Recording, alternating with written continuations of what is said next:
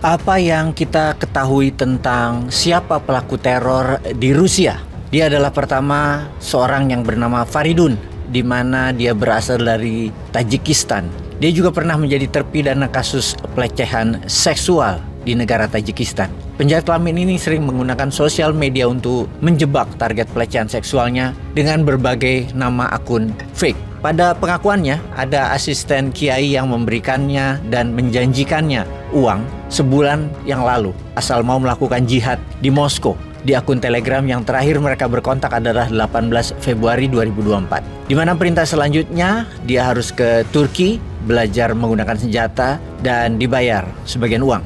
Pelaku kedua adalah Mirsuf, ayah 4 orang anak. Kemudian Muhammad Sobir berusia 19 tahun yang paling muda. Pekerjaannya adalah tukang cukur di wilayah timur laut Moskow. Yang keempat adalah Said Arkam, di mana kupingnya dipotong oleh para interrogator yang menyiksanya untuk pengakuan yang berusia 30 tahun.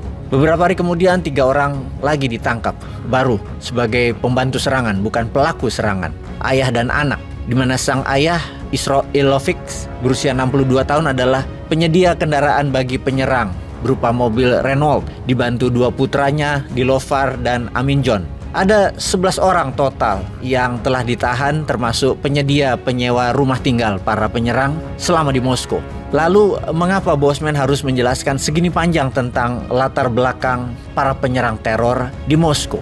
Kita semua sepakat bahwa pelaku serangan adalah operasi intelijen yang menggunakan para aset lokal, para pengantin yang bukan member atau bukan anggota mereka. Cara-cara seperti ini bisa dan telah terjadi juga di Indonesia. Semua aktor asinglah yang tega membunuh anak bangsa lain. Namun pelakunya adalah anak bangsa sendiri yang otaknya telah mereka manipulasi.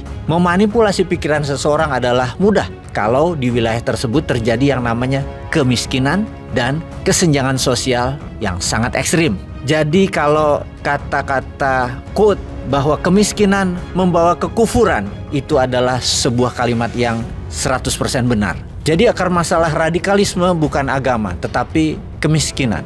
Bagi musuh kita, agama itu hanya tool atau senjata untuk mempermudah membalik otak seseorang. Misalnya di wilayah Islam, ya pakai agama Islam. Di wilayah Hindu ya pakai pemahaman Hindu. Juga di wilayah Kristen ya pakai Kristen sebagai tindakan radikal dengan latar belakang Kristen. Yang penting tujuan para teroris itu tercapai.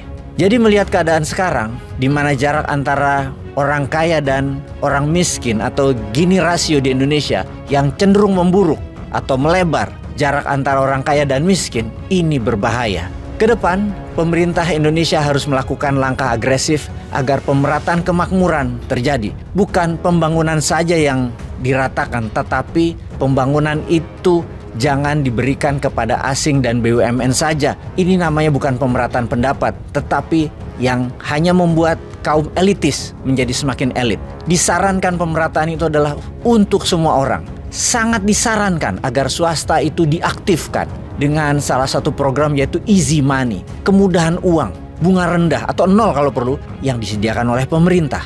Kalau tidak, pemerintah ke depan akan rawan dengan kejahatan yang bisa dimanfaatkan oleh serangan intelijen asing ke Indonesia. Sekedar mengingat, Amerika tuh mahir loh menggunakan hal ini. Peace.